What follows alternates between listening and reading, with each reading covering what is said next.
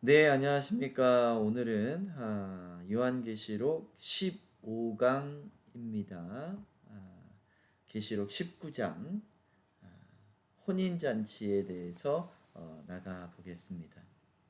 우리 먼저 19장을 10절까지 한번 읽어보겠습니다. 내용을 나보고 신학적으로 해석하는 것보다 더 중요한 것은 성경을 읽는 것입니다. 2일 후에 내가 들으니 하늘에 허다한 무리의 큰 음성 같은 것이 있어 이르되 할렐루야 구원과 영광과 능력이 우리 하나님께 있도다.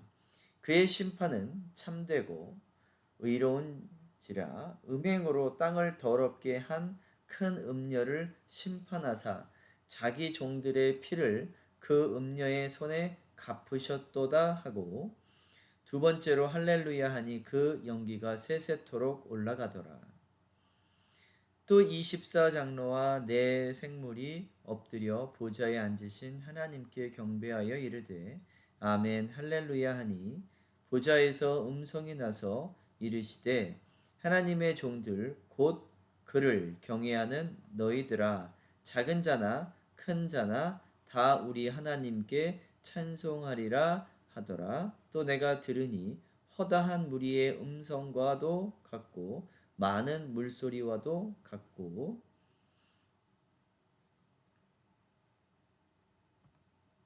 큰 우레소리와도 같은 소리로 이르되 할렐루야 주 우리 하나님 곧 전능하신 이가 통치하시도다.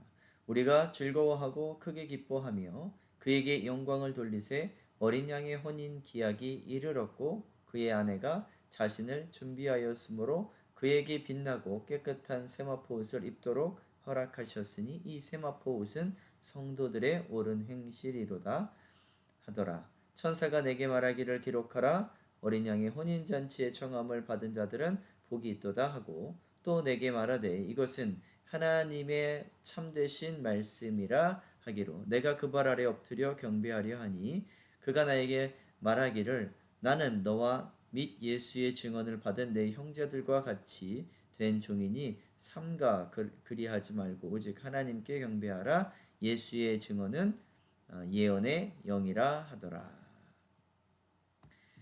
자, 이제 아, 그, 그 17장으로 들어와서 19장에서는 17, 18장에서는 큰 음녀, 큰 바벨론이 멸망을 받고요. 이제 19장에서는 두 적그리스도가 멸망을 받고 20장에서는 마귀가 멸망을 받습니다. 우리가 알아야 될 것은 계시록은 심판에 관해서 심판은 세 가지로 이루어져 있다. 재앙이 나타나고 멸망이 있고 구원이 있다. 재앙은 6장부터 16장까지 17장부터 20장까지는 세 부류가 멸망을 하고 21장, 22장은 14만 4천 명이 구원을 얻어 새 나라 새 땅으로 들어가는 모습을 그려주고 있습니다. 그 새 나라 새 땅은 새 에덴, 또 새 예루살렘이라고도 부릅니다. 그런데 그 두 적그리스도가 멸망하기 전에 무엇을 묘사해 주고 있냐면 14만 4천 명이 예수님과 드디어 혼인잔치를 열게 되어집니다. 그 혼인잔치 전에 14만 4천 명이 교회가 무엇을 하냐? 하나님의 공의의 심판에 대한 찬양을 합니다. 우리 18장 끝부분에서 세 부류가 이제 17장 큰 음녀가 멸망하고 17장에서 큰 음녀, 18장에서 바벨론이 멸망을 합니다. 두 개는 같은 것입니다. 그냥 이름을 달리해서 설명해주고 묘사하고 있습니다. 그런데 그때 멸망을 받을 때에 이제 멸망당하는 사람들이 슬퍼서 울어요. 그래서 9장 18장 9절에서 10절까지 땅의 왕들이 울고 11절에서 16절 땅의 상인들이 울고 17절에서 19절에 바다에서 일하는 모든 자가 운다, 슬퍼한다 라고 합니다. 그런데 이제 그것을 비교하고 있는 거죠. 이 성경은 굉장히 문학적이어서 이제 교회를 이야기할 때 상속받을 때는 아들이라고 하고 거룩한 삶을 살 때는 여인 또는 신부라고도 이름이 바뀌어지고, 그렇게 12장부터는 교회가 11장에서는 두 증인이라고 나왔고 12장에서는 여인으로 바뀝니다. 이유는 그 뒤에 나오는 음녀와 비교하기 위해서 이렇게 비교 대조를 해 갑니다. 두 그룹이 비교 대조되어지지요. 하나는 선한 그룹, 하나는 악한 그룹. 선한 그룹은 예수님 편에 있는 그룹, 악한 그룹은 마귀에 있는 그룹. 자, 그 마귀에 있었던 하나님을 안 믿었던 그 그룹들이 세 부류가 울고 있는데, 이제 반대로 지금까지 고통당하고 핍박당하고 힘들었던 그 교회 14만 4천 명은 앞에서는 그러죠. 너희들이 잡혀갈 사람은 잡혀가고 죽을 사람은 죽고 또 칼에 베일 사람은 베어라. 그러나 믿음을 붙잡고 가라. 그들의 원한을 풀어주시겠다. 이제 19장에서는 그들의 기쁨의 찬양이 나타납니다. 그래서 1절에서는 허다한 무리가 찬양하는 모습이 나오고 4절에서는 24장로가 찬양하는 모습이 나오고, 또 4절에서 보좌 옆, 하나님의 보좌 옆에 내 생물이 찬양하는 모습이 나옵니다. 자, 이 허다한 무리는 14만 4천 명, 완벽한 숫자, 또 하나님을 따르는 많은 수라고 표현을 할 수 있겠습니다. 자, 그들이 기쁨의 찬양을 부른다. 여러분, 그 기쁨의 찬양은 천국에서만 이루어지는 것이 아니라 이미 우리의 마음속에 이루어졌습니다. 지금부터 그 기쁨의 찬양은 이루어져야 됩니다. 그래서 우리가 성경을 읽고 계시록을 읽어야 돼요. 이게 무슨 내용인지, 앞에서 재앙이 일어난다라고만 보고 이거 힘들고 어려운데 안 오셨으면 좋겠습니다가 아니라, 우리는 그것을 지나서 그 마지막에 그 새하늘과 새 땅 기쁨의 찬양의 자리로 가야 되지요. 그 영광의 자리로 가야 됩니다. 그 영광은 고통 없이는, 고난 없이는 영광의 자리는 없습니다. 제가 지난번에도 말씀드렸지만 올림픽의 금메달의 영광을 얻으려면 우리가 그냥 대충 이렇게 살다가 우연찮게 금메달을 따는 게 아니죠. 열심히 노력하고 고통하고, 그렇다라고 해서 우리 행위의 구원을 이야기하는 것은 아닙니다. 그러나 우리 삶 속에 예수를 믿는다라고 해서 불행 끝 행복 시작이 아니라는 거죠. 예수님을 믿게 되면 고난이 오는데, 그 고난은 어떠한 고난이냐? 세상이 우리를 싫어하기 때문에 받는 고난입니다. 그러나 그 고통을 이기고 나가면 그 끝에는 기쁨의 찬양의 자리가 있다라는 거죠. 자, 그렇습니다. 자, 두 번째, 요 앞부분에서는 어떠한 내용이 나오냐면 혼인잔치가 나옵니다. 신랑 맞을 이제 혼인잔치가 나옵니다. 그 성경에서 앞부분에서, 신약에서 또는 그 앞부분에서 구약에서도 계속해서 혼인잔치를 이야기해주고 있는데, 혼인이란 예수와 남자와 여자가, 결혼이라고 하는 것은 남편과 아내가 하나 되어짐을 이야기하는 거죠. 왜 결혼을 이야기했느냐? 왜 결혼이란 제도를 만들어 놓으셨냐? 예수님과 교회가 하나 되어지는 것, 연합되어지는 것을 보여주기 위해서 예표로 결혼 제도, 혼인 제도를 만들어 놓으셨다라고 말씀을 또 드렸지요. 자, 이제 예수님과 우리가 하나 되어지는 것입니다. 그래서 이 내용들을 설명을 해주고 있는 게 데살로니가전서 4장 16절 17절에 보면 우리도 그들과 함께 구름 속으로 끌어올려 공중에서 주를 영접하게 하시리니. 자, 이 부분이 바로 휴거라는 거죠. 우리는 이제 끌어올림을 받고 휴거라는 단어는 제가 성경책에 없다라고 말씀을 드렸고 들어올림, 끌어올림 밖에 없습니다. 그것을 우리가 휴거라고 하는데 무천년하고 전천년주의에서는 그 휴거의 개념이 약간 좀 달라요. 어, 전천년이나 세대주의는 이 세상 사람들은 남아있고 믿는 사람들이 뿅 하고 올라가서 갑자기 사람들이 없어지는 그러한 것들을 이야기하는 것이 이제 휴거라고 하는데 무천년주에서는 그런 휴거가 있지만 그런 휴거가 아니라 다 같이 이제 고난을 받고 이제 안 믿는 무리는 지옥 가고 믿는 무리는 그 혼인잔치에 간다. 뭐 이렇게 이야기를 하는데 우리가 뭐 둘 다 그러한 것들로 신학적인 것들로 우리가 논쟁하고 싸울 것은 없습니다. 그러나 중요한 것은 우리는 끌어올림을 받아서 우리가 쉽게 말하는 휴거를 받아서 성경에서는 끌어올림, 들어올림이라고 합니다. 자, 그렇게 올림을 받아서 하는 것은 혼인 잔치다. 잔치는 기쁨이지요. 우리가 먹고 마시는 것이 아닌 그 기쁨의 자리로 간다. 예수님과 하나 되어지는 자리로 간다라는 것을 의미를 합니다.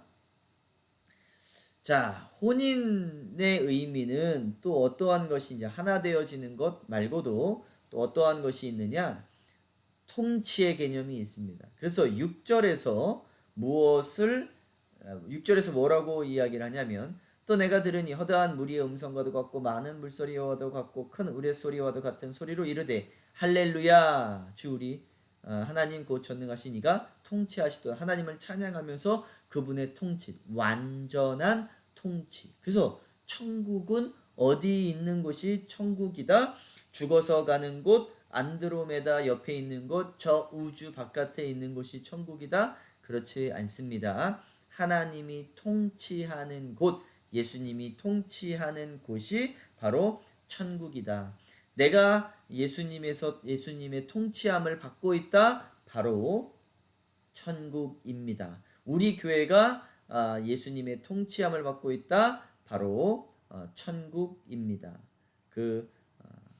예수님의 통치로 들어가다. 그래서 요한계시록 11장 15절에 세상 나라가 우리 주와 그의 그리스도의 나라가 되어 그가 세세토록 왕노릇하시로다. 그 왕노릇이라는 말이 우리나라 말로는 그냥 이 뒷부분에서는 통치라고 말씀을 하셨는데 왜 왕처럼 통치하시다라는 표현을 왕노릇하시다라고 했는지 저한테는 이게 다가오는 것이 통치하시다라는 말이 훨씬 더 나을 것 같은데 하여튼 개역 개정에는 이렇게 적혀 있습니다. 왕노릇은 통치하는 것입니다. 자, 요거의 예표들이 어떠한 예표들이 있죠? 요셉이 그 애굽에 가서 왕노릇 통치를 하였죠. 실제 왕은 바로였지만 통치는 요셉이 하였지요. 그큰 그것을 보여주는 큰 세 사람이 있습니다. 첫째는 애굽을 통치한 세상을 상징하는 애굽을 통치한 요셉이 있었고요. 둘째 세상을 통치하는 바벨론 또 세상을 상징하는 바벨론을 통치하는 누가 있었죠? 다니엘이 있었고요. 그 다음 페르시아 세상을 상징하는 페르시아를 통치하는 갑자기 죄송합니다. 에스더의 삼촌이 있었죠. 갑자기 죄송합니다. 제가 지금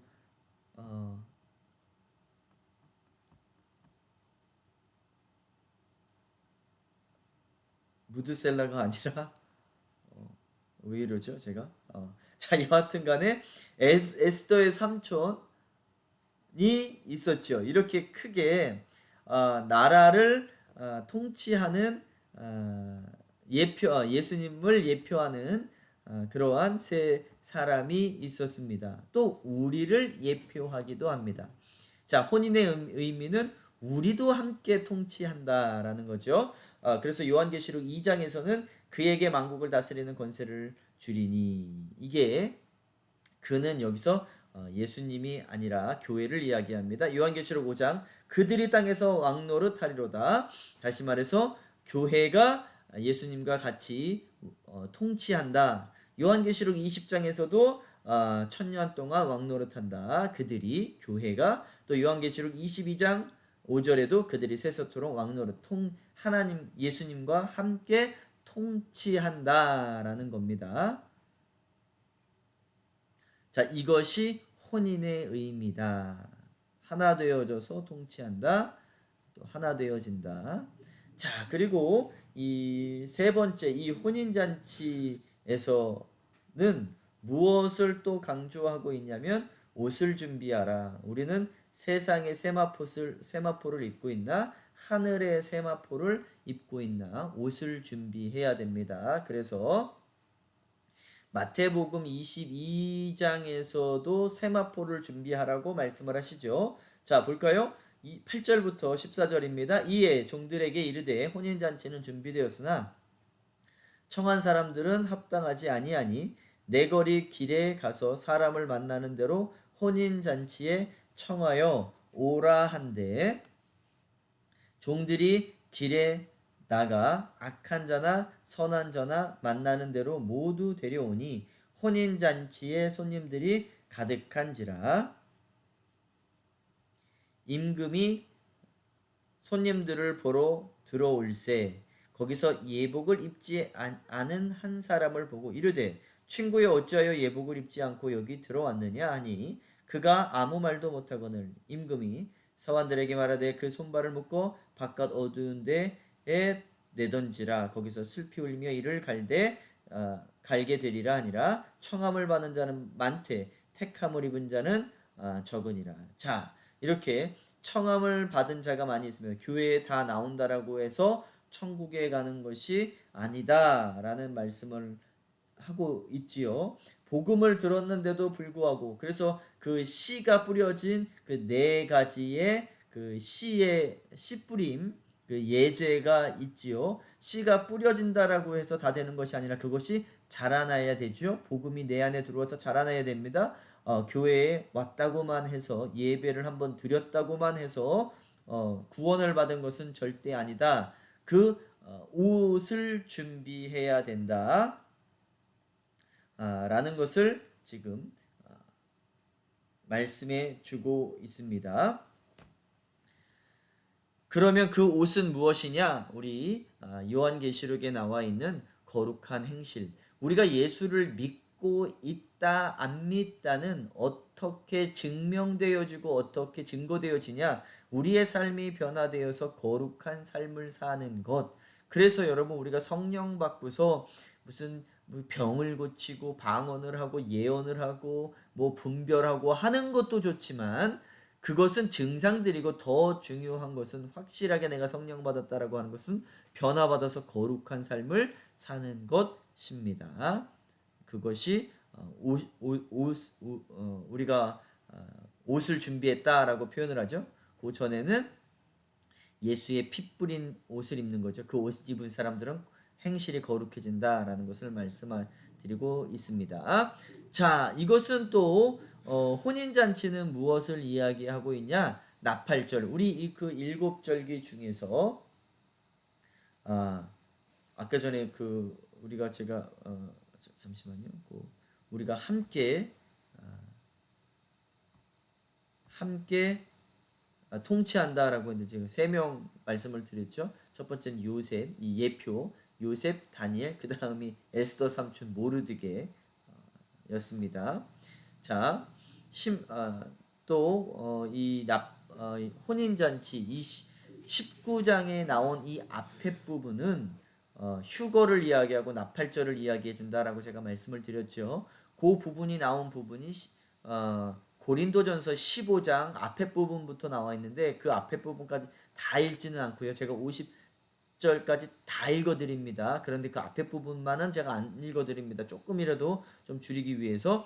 고린도전서 15장에서 이 혼인잔치, 휴거, 부활에 대해서 나오는데 어떻게 나오느냐. 그러므로 나나 그들이나 이같이 전파하며 너희도 이같이 믿었느니라. 그리스도께서 죽은 자 가운데서 다시 살아나셨다 전파되었거늘 너희 중에 어떤 사람들은 어찌하여 죽은 자 가운데서 부활이 없다 하느냐. 사두개인들은 없다고 하죠. 만일 죽은 자의 부활이 없으면 그리스도도 다시 살아나지 못하셨으리라. 그러니까 예수님께서 이미 그 부활의 예표를 보여주셨죠. 안 믿는 사람들은 또 사두개인들은 이 세상이 좋은 사람들은 부활을 믿지 않습니다. 그래서 그들은 거룩하게 살 필요도 없다라고 이야기를 하죠. 그리스도께서 만일 다시 살아나지 못하셨으면 우리가 전파하는 것이 헛것이요 또 너희 믿음도 헛것이요. 부활이 없으면 우리의 믿음이 헛것이다라고 말씀을 하고 계시죠. 또 우리가 하나님의 거짓 증인으로 발견되리니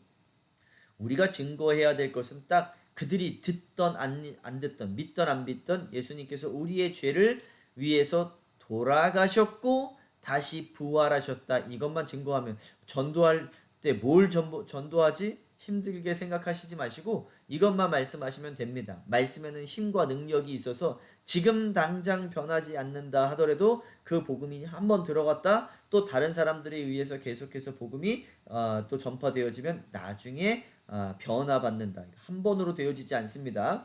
또 우리가 하나님의 거짓 증인으로 발견되리니 우리가 하나님이 그리스도를 다시 살리셨다고 증언하였음이니라. 만일 죽은 자가 다시 살아나는 일이 없으면 하나님이 그리스도를 다시 살리지 아니하셨으리라. 만일 죽은 자가 다시 살아나는 일이 없으면 그리스도도 살아나신 일이 없을 터이요. 그리스도께서 다시 살아나신 일이 없으면 너희의 믿음도 헛되고 너희가 여전히 죄 가운데 있을 것이요. 또한 그리스도 안에서 잠자는 자도 망하였으리니 만일 그리스도 안에서 우리가 바라는 것이 다만 이 세상의 삶 뿐이면 모든 사람 가운데 우리가 더욱 불쌍한 자이리라. 그러나 이제 그리스도께서 죽은 자 가운데서 다시 살아나사 잠자는 자들의 첫 열매가 되셨도다. 사람이 한 사람으로 말미암았으니 죽은 자의 부활도 한 사람으로 말미암는도다. 아담 안에서 모든 사람이 죽은 것 같이 그리스도 안에서 모든 사람이 삶을 얻으리라. 그러나 각각 자기 차례대로 되리니 먼저는 첫 열매인 그리스도요 다음에는 그가 강림하실 때에 그리스도에게 속한 자요. 이게 바로 휴거를 이야기하며 나팔절을 이야기하며 혼인잔치를 이야기하는 거예요. 그 후에는 마지막이니 그의 모든 통치와 모든 권세와 능력을 멸하시고 나라를 아버지 하나님께 바칠 때라. 그 모든 원수를 그 발 아래에 둘 때까지 반드시 왕노릇 하시리니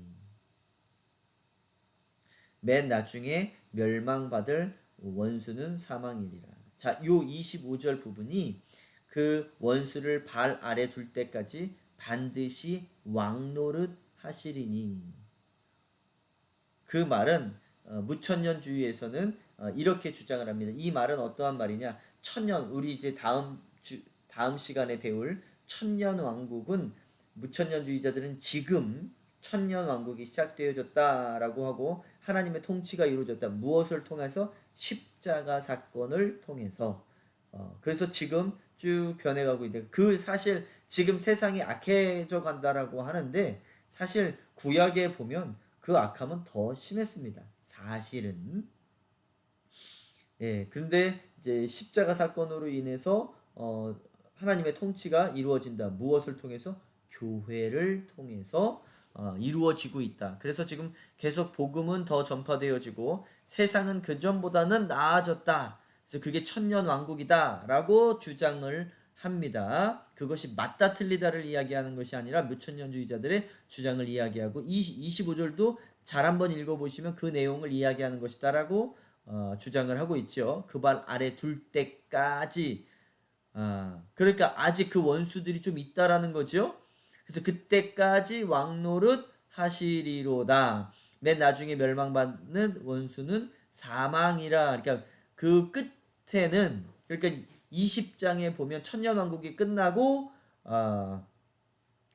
마귀가 이제 진짜 무적행으로 들어가요. 이제 그때 이제 멸망받는 원수는 사망이다라는 것을 설명을 해주고 있습니다. 25절, 26절이 바로 계시록의 19장, 20장을 설명을 해주고 있는 거예요. 27절 만물을 그 발 아래 두셨다 하셨으니 만물을 아래에 둔다 말씀하실 때에 만물을 그의 아래에 두시니가 그 중에 들지 아니한 것이 분명하도다. 자, 28절 만물을 그에게 복종하게 하실 때에는 아들 자신도 그때의 만물을 자기에게 복종하게 하신 이에게 복종하게 되리니 이는 하나님이 만유의 주로서 만유 안에 계시려 하심이라. 만일 죽은 자들이 도무지 다시 살아나지 못하면 죽은 자들을 위하여 세례를 받는 자들이 무엇을 하겠느냐? 어찌하여 그들을 위하여 세례를 받느냐? 또 어찌하여 우리가 언제나 위험을 무릅쓰리요? 형제들아, 내가 그리스도 예수 우리 주 안에서 가진 바 너희에게 대한 나의 자랑을 두고 단언하노니 나는 날마다 죽노라. 내가 사람의 방법으로 에베소에서 맹수와 더불어 싸웠다면 내게 무슨 유익이 있으리요? 죽은 자가 다시 살아나지 못한다면 내가 죽을 터이니 먹고 마시자 하리라. 속지 말라. 악한 동무들은 선한 행실을 더럽히나니. 자, 요게 우리가 그 혼인잔치 옷을 입으라. 선한 행실을 더럽히나니. 이게 선한 행실이 바로 옷입니다. 깨어 의를 행하고 죄를 짓지 말라. 하나님을 알지 못하는 자가 있기로 내가 너희를 부끄럽게 하기 위하여 말하노라. 누가 묻기를 죽은 자들이 어떻게 다시 살아나며 어떠한 몸으로 오느냐 하리니 어리석은 자여 내가 뿌리는 씨가 죽지 않으면 살아나지 못하겠고 또 내가 뿌리는 것은 장래의 형체를 뿌리는 것이 아니요 다만 밀이나 다른 것의 알맹이 뿐이로다. 하나님이 그의 뜻대로 그에게 형체를 주시되 각 종에게 그 형체를 주시는지라. 육체는 다 같은 육체가 아니니 하나는 사람의 육체요 하나는 짐승의 육체요 하나는 새의 육체요 하나는 물고기의 육체라. 하늘에 속한 형체도 있고 땅에 속한 형체도 있나니 하늘에 속한 것의 영광이 따로 있고 땅에 속한 것의 영광이 따로 있으니 해의 영광이 다르고 달의 영광이 다르며 별의 영광도 다른데 별과 별의 영광이 다르도다. 죽은 자의 부활도 그와 같으니 썩은 것이나 심고 썩지 아니할 것으로 다시 살아나며 죽은 자의 영광은 다르다. 부활이다 라는 고 말씀을 하시는 거죠. 욕된 것으로 심고 영광스러운 것으로 다시 살아나며 약한 것으로 심고 강한 것으로 다시 살아나며 육의 몸으로 심고 신령의 몸으로 다시 살아나나니 육의 몸이 있은즉 또 영의 몸도 있느니라. 기록된 바 이 영의 몸은 새 몸을 이야기하는 거겠죠. 기록된 바 첫사람 아담은 생명이 되었다고 함과 같이 마지막 아담은 살려주는 영이 되었나니 그러나 먼저는 신령한 사람이 아니요 육의 사람이요 다음에 신령한 사람이니라. 예수님이 오셔서 그 신령한 사람이 되어주시고 우리가 그 속에 속했으니 우리도 신령한 사람이 다시 되어진 것, 다시 말해서 영의 사람이 spiritual person이 되어진다라는 거죠. 첫 사람은 땅에서 났나니 흙에 속한 자이거니와 둘째 사람은 하늘에서 나셨느니라. 무릇 흙에 속한 자들은 저 흙에 속한 자와 같고 무릇 하늘에 속한 자들은 저 하늘에 속한 이와 같으니 우리가 흙에 속한 자의 형상을 입은 것 같이 또한 하늘에 속한 이의 형상을 입으리라. 형제들아 내가 이것을 말하노니 혈과 육은 하나님의 나라를 이어받을 수 없고 또한 썩는 것은 썩지 아니하는 것을 유업으로 받지 못하느니라.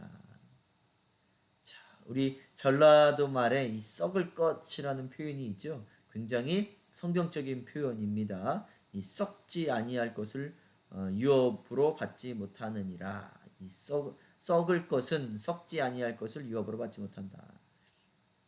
자, 우리는 썩지 않을 것입니다. 보라 내가 너희에게 비밀을 말하노니 우리가 다 잠잘 것이 아니요 마지막 나팔 순간에 홀연 다 변화되리니. 자, 이게 나팔절입니다. 이게 부활 그때 부활하고 혼인잔치가 이루어진다. 나팔 소리가 나매 죽은 자들이 썩지 아니할 것으로 다시 살아나고 우리도 변화되리라. 이 썩을 것이 반드시 썩지 아니할 것을 입고 죽을 것이 죽지 아니함을 입으리로다. 이 썩을 것이 썩지 아니함을 입고 이 죽을 것이 죽지 아니함을 입을 때에는 사망을 삼키고 이기리라. 기록된 말씀이 이루어지리라. 사망아 너의 승리가 어디 있느냐? 사망아 내가 쏘는 것이 어디 있느냐? 사망이 쏘는 것은 죄요 죄의 권능은 율법이라. 우리 주 예수 그리스도로 말미암아 우리에게 승리를 주시는 하나님께 감사하노니 그러므로 내 형제들의 사랑하는 형제들아 견실하며 흔들리지 말고 항상 주의 일에 더욱 힘쓰는 자들이 되라. 이는 너희 수고가 주 안에서 헛되지 않은 줄 알미라. 자, 이거 혼인잔치가 있고 나팔절이 있을 때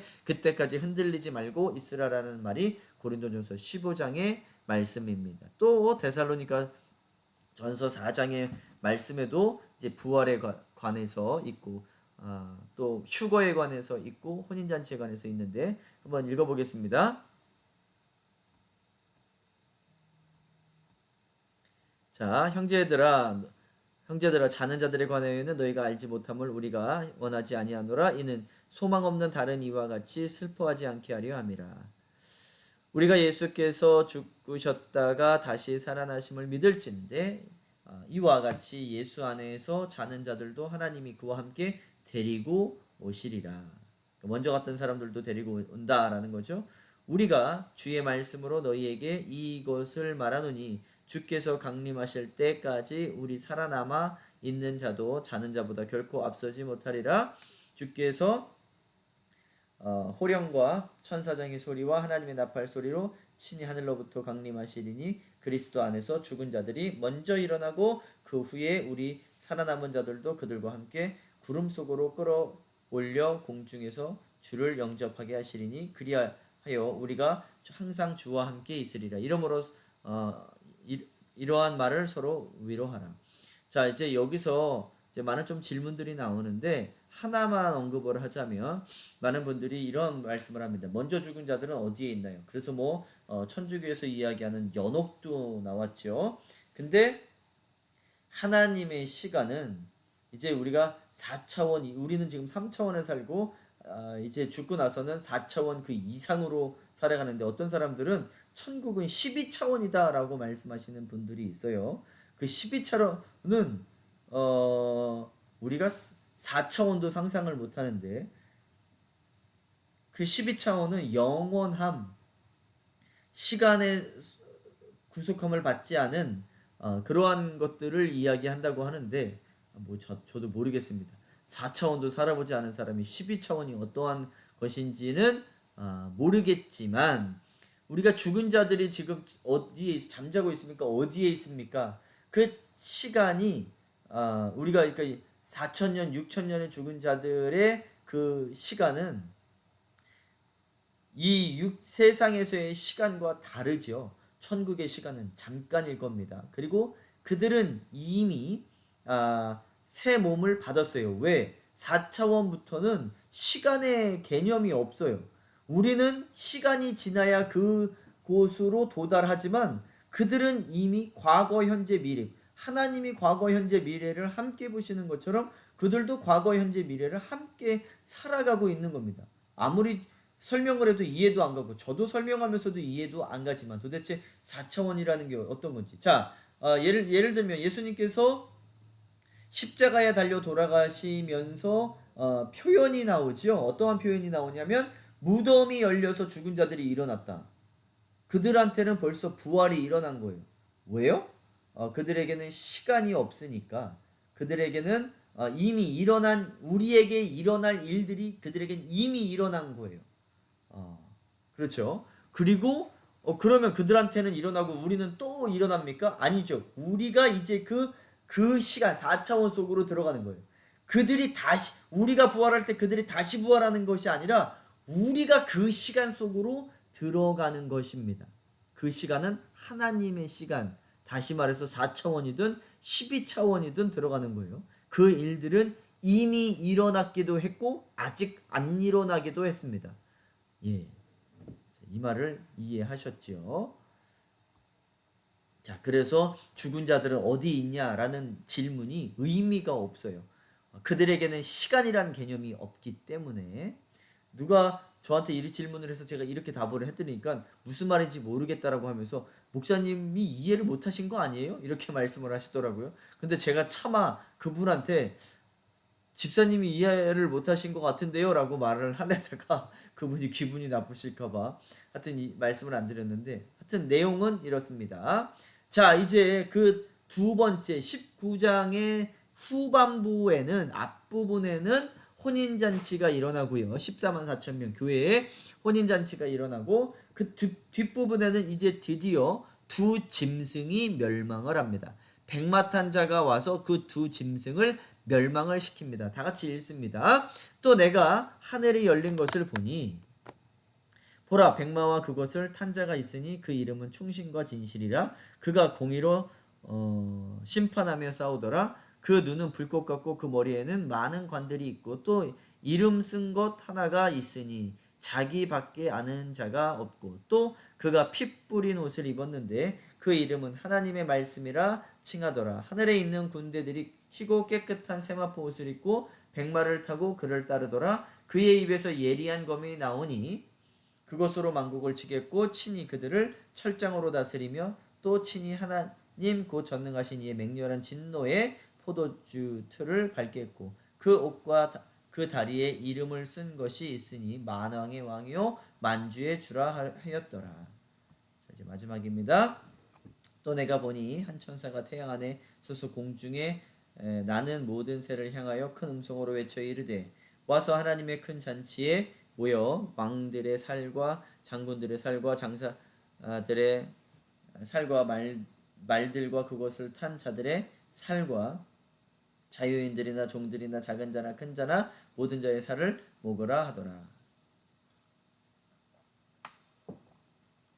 또 내가 보매 그 짐승과 땅의 임금들과 그들의 군대들이 모여 그 말 탄 자와 그의 군대와 더불어 전쟁을 일으키다가 짐승이 잡히고 그 앞에서 표적을 행하던 거짓 선지자도 함께 잡혔으니 이는 짐승의 표 받고 그의 우상에게 경배하던 자들을 표적으로 미혹하던 자라. 이 둘이 산채로 유황불 붙는 못에 던져지고 그 나머지는 말탄 자의 입으로부터 나오는 검의 죽음의 모든 새가 그들의 살로 배불리더라. 자, 이제 누가 멸망을 받냐? 짐승과 거짓 선지자. 13장에 나온 육지에서 나온 짐승, 13장 후반부에 나오는 바다에서 나온 게 먼저죠. 바다에서 나온 짐승, 육지에서 나온 짐승. 이제 첫 번째 짐승은 정치적 적그리스도고, 두 번째는 종교적 거짓 선지자를 이야기하고 있습니다.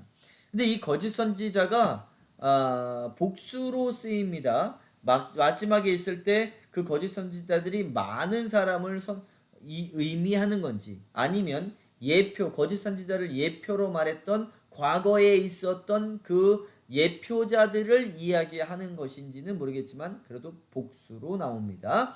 거짓 선지자도 함께 잡혔으니 이제 666을 받고 그를 유혹했던 자들아. 그러니까 그 짐승의 표를 받은 자들은 이미 18장 17장에서 멸망을 받았어요. 자, 그런데 이게 순차적으로 되어지는 것을 의미하는지, 아니면 그 큰 음녀 큰 바벨론 두 짐승 마귀가 멸망을 순차적으로 받는 것이 않고 한꺼번에 받는데 설명을 이렇게 순차적으로 해놓은 것인지는 모르겠습니다.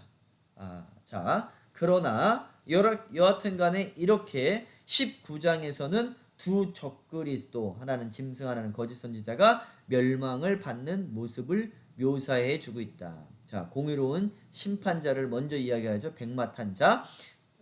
또 내가 하늘에 열린 것을 보니 보라, 백마와 그것을 탄 자가 있으니 그 이름은 충신과 진실이라. 그가 공의로 심판을 싸우며 싸우더라. 우리 6장에서 보면 인심판 때 첫 번째 인심판을 떼니 백마 탄자가 나와서 이기려고 하더라라고 하는데, 일반적으로 그 백마 탄자와 이 19장에 나타난 백마탄 자는 다르다라고 설명을 합니다. 19장의 백마탄 자는 지금 우리가 읽고 있는 백마탄 자는 예수 그리스도고 6장에 나오는 것은 재앙을 내리는 천사다라고 보시면 될 것 같습니다.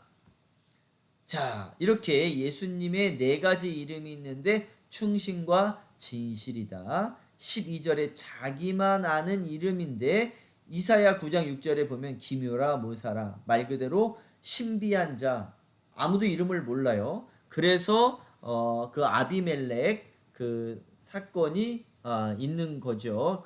그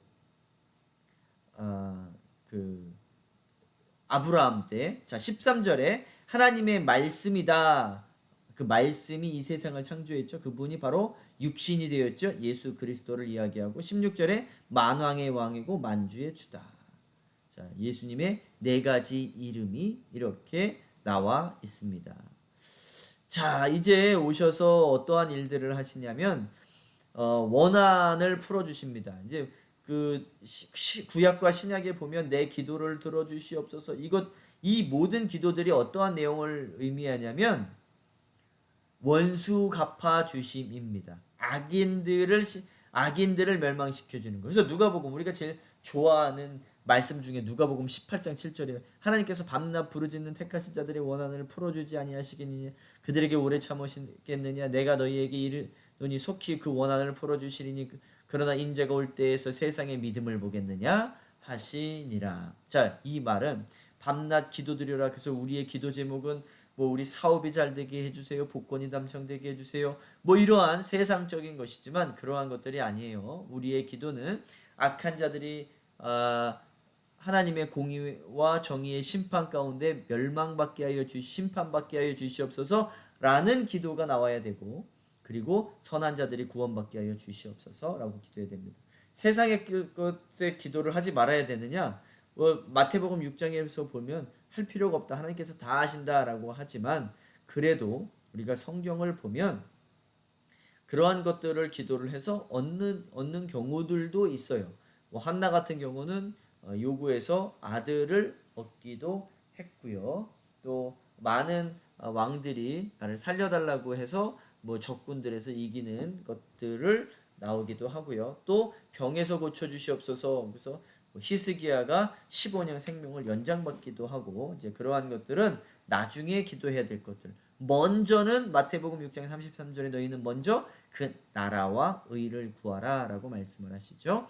자, 창세기 50장 20절에 보면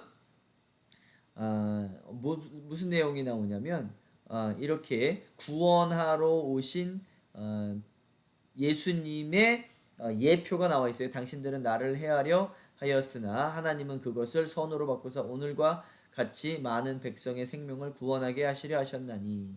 자, 요셉은 예수를 예표하고 있죠. 그래서 형들에게 두드려 맞고 죽습니다. 그 구덩이에 빠뜨렸다라고 하는 것인, 그 구덩이는 죽음을 이야기합니다. 예수님께서 누구한테 맞아서 죽으셨죠? 자기 가족들, 형제 자매 유대인들에게 맞아서 죽으시죠. 또 십자가에 달려 돌아가시고, 요셉도 마찬가지로 유대인인 그 형들 가족들에게 맞아서 이제 죽는 모습을 그려줍니다. 그 구덩이에 들어갔다라는 것은 죽음을 의미합니다. 또 예수님의 지옥 들어가심을 의미하기도 하지요. 그러나 거기서 다시 살리셔서 요셉을 왕의 자리로 놓으시고, 또 예수님도 마찬가지로 이 세상의 왕으로 세워지죠. 그리고 구원을 시키십니다. 그래서 요셉은 100% 예수님의 삶을 예표하고 있다라는 것을 말씀해 드립니다. 자, 지금 이제 예수님께서 오셔서 구원하시는 모습을 설명해 드리고 있는 거예요. 그 예표로 요셉이 했었고, 또 다니엘이 그랬고, 또 모르드게가 그랬고, 그래서 다니엘을 통해서 이스라엘 사람들이 구원받고, 모르드게를 통해서 이스라엘 전체가 구원을 받지요. 예. 그것이 지금 이 백마탄 왕자 예수님을 예표하고 있는 자들이다. 그래서 그렇습니다. 자, 15절에 어떠한 말씀이 나오냐면 그의 입에서 예리한 검이 나오니 그것으로 만국을 치겠고 친히 그들을 철장으로 다스리며 또 친히 하나님 곧 전능하신 이의 맹렬한 진노의 포도주를 밟겠다. 예수님께서 오셔서 악한 자들은 악한 자들은 심판하시겠다라는 것이겠죠. 그 이야기가 계시록 2장 27절에서도 똑같이 나옵니다. 그가 철장을 가지고 그들을 다스려 질그를 깨뜨리는 것과 같이 하리라. 2장에서도 나오고 끝마무리인 19장에서도 또 한 번 나옵니다. 결국 내용은 어떠한 내용이다. 요한계시록은 예수님께서 오셔서 마지막을 심판하신다. 그리고 왕이 되어져서 통치하신다. 라는 것을 설명해 주고 있는 게 바로 요한계시록입니다. 자, 시편 2장 9절에서는 내가 철장으로 그들을 깨뜨리며, 이 내용들이 어디서 나오냐?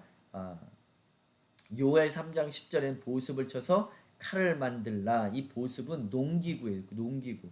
그것을 쳐서 칼을 만들라. 이제 전쟁이 있을 것이다 라는 거죠. 근데 이제 전쟁이 있고 나면 이사야 2장 4절에서는 거꾸로 칼을 쳐서 보습을 만들고 창을 쳐서 낫을 만들 것이며 이 나라 저 나라가 다시는 칼을 들고 서로 치지 아니하며 전쟁이 끝나고 나면 그 평화가 있다. 다시 말해서 천년 왕국이 있다. 새하늘과 새 땅이 있다라는 것을 말씀해 주시죠. 자, 유엔 벽에 가면 이러한 말씀이 있습니다.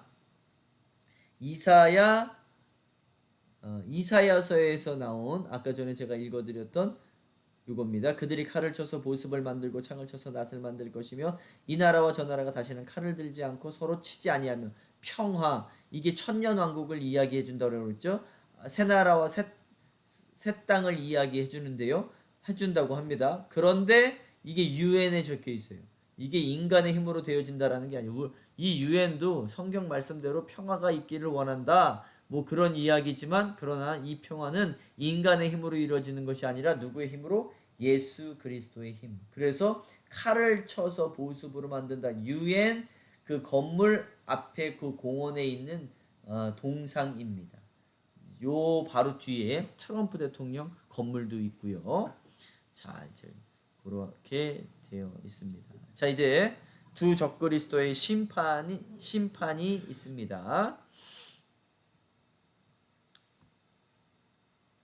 20절에 짐승이 잡히고 그 앞에서 표정을 행하던 거짓 선지자도 함께 잡혔으니 요한계시록 13장에 나온 바다에서 나온 짐승, 육지에서 나온 짐승을 의미해주고 있죠. 이 두 적그리스도가 이제는 지옥으로 유황불 붙는 못에 던져진다. 이들이 뭘 했다고요? 세상 사람들에게 짐승의 표 666을 받게 했다. 그것은 진짜 숫자 666이 아니라 우리에게도 있는 그 성령의 인치심, 예수의 피가 묻혀진 그 유월절 사건의 피 묻힘 사건, 그것이 우리에게 영적으로 있는 것처럼 666도 영적인 것이다. 라고 먼저 해석을 하게 되면 좋습니다. 실질적으로 나타날지 안 나타날지는 모르겠지만 우리가 영적으로 아는 게 중요한 것은 우리의 구원은 이 손등에 666이 쓰여져서 천국에 못 가고 천국에 가고의 문제가 아니기 때문에 그렇습니다. 또 그거 666이 뭐냐라고 싸우기 시작하면 베리칩이 666이네, 또 뭐 바코드가 666이네 이렇게 싸울 수 있어요. 충분히 그럴 가능성도 있지만 그러나 먼저는 영적인 것을 생각해야 된다라는 것입니다. 자, 그래서 마태복음 24장 4절 5절에서도 그 적그리스도 둘을 이야기해주고 있죠. 24장 4절 5절 예수께서 대답하여 이르시되 너희가 사람의 미혹을 받지 않도록 주의하라. 많은 사람이 내 이름으로 와서 이르되 나는 그리스도라 하여 많은 사람을 미혹하리라. 적그리스도를 이야기하는 거죠. 11절 거짓 선지자가 많이 일어나 많은 사람을 미혹하겠으며 12절 불법이 성함으로 많은 사람의 사랑이 식어지리라. 거짓 선지자가 여기서는 먼저 나왔네요. 계시록 13장에서는 정치적 적그리스도가 먼저 나오고 그 다음에는 종교적 거짓 선지자가 그 다음에 나오는데 그것 또한 시간적 순서라고 생각하시면 안 돼요. 둘이 같이 나올 수도 있는 것입니다. 만약에 둘이 같이 나온다라면 우리 3년 반, 3년 반 이야기는 무의미해지게 되어지는 거겠죠. 자, 로마서 9장 22절 23절에서는 어떠한 말씀이 나오냐? 하나님께서 하신 일도 마찬가지입니다. 하나님께서 진노를 보이시고 권능을 알게 하시기를 원하시면서도 멸망받게 되어 있는 진노의 그릇에 대하여 오래 참으시면서 너그럽게 대하여 주시고. 근데 왜 이렇게 빨리 안 오시나요? 이제 오실 때 되지 않았나요? 하나님의 마음은 빨리 심판하시는 것도 있지만 많은 사람들이 구원받기를 원합니다. 그래서 지금 그것을 기다리고 계신다. 영광을 받도록 미리 준비하신 자의 그릇들에 대하여 자기의 풍성하신 영광을 알게 하시고자 하였더라도 무슨 말 하리요. 자, 우리가 늦게 오시는 거에 대해서는 할 말이 없다라는 표현입니다. 베드로후서 3장 9절에서는 같은 말이 있는데, 주의 약속은 어떤 이들이 더디다고 생각하는 것 같이 더딘 것이 아니라 오직 주께서는 너희를 대하여 오래 참으사 아무도 멸망하지 아니하고 다 회개하기에 이르기를 원하시느니라. 자, 어떤 사람들은 왜 이렇게 더디 오시냐? 요즘 들어서 그런 질문을 하시는 분들이 많아요. 예수님이 진짜 오실 것 같습니까? 이 최근에 다시 오실 것 같습니까? 이렇게 2000년이나 안 오셨는데 라고 말씀들을 하시지만 성경은 이렇게 이야기합니다. 더디 온다라고 생각하지만 절대 그렇지 않다. 예수님 속히 빨리 오신다. 어느 날 갑자기 오실 수 있습니다. 제가 말씀드리지만 요즘 시대는 과거의 1년이 아니에요. 그러니까 지금 우리 비행기, 자동차, 그리고 핸드폰, 많은 것들이 만들어지면서 우리는 300년을 살고 있다라는 표현을 하시는 분들도 있어요. 그리고 이제 더 빨라진다. 옛날의 100년이 지금의 1년과 같아질 것이다. 이렇게 말씀하시는 분들도 있습니다. 그러니까 지금 이제 핸드폰이 발전되어지고 우주까지 나가고 그러면 시간은 더 빨리 지나가는 거예요. 우리가 생각하는 1년이 아니라 1년이 100년이 되어지는 겁니다. 막 빨리빨리 지나가게 되어지는 거예요. 그래서 예수님은 급히 오실 수 있다라는 겁니다. 자, 오늘 혼인잔치에 대해서 배웠고요. 19장 앞에 혼인잔치. 두 번째는 그 두 적그리스도의 멸망에 대해서 배웠습니다. 오늘 19장 여러분들 많이 간직하고 계시고요. 제가 혹시나 죄송합니다. 놓친 것이 있지는 않은지 다시 한번 보겠습니다.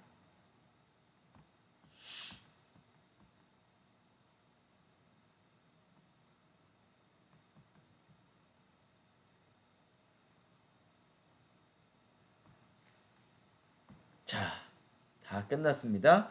자, 다음 시간에는 우리 이제 20장을 나가는데 마귀, 또 사탄이 멸망을 당하는 모습입니다. 근데 그 전에 자 이제 요 19장이 나팔절이라고 했죠. 그다음에 20장은 속죄일을 상징을 합니다. 21장은 장막절을 설명을 해요. 그래서 제가 아마 20장을 나가기 전에 그거를 정리한 스가랴 5장이 있어요. 5장을 아마 나가게 되어질 것입니다. 우리 다음 시간에 나팔절, 속죄일, 장막절에 우리 남은 세 절기가 있죠. 요거에 대해서 또 나가는 시간을 갖겠습니다. 오늘 수고하셨습니다. 고생하셨습니다.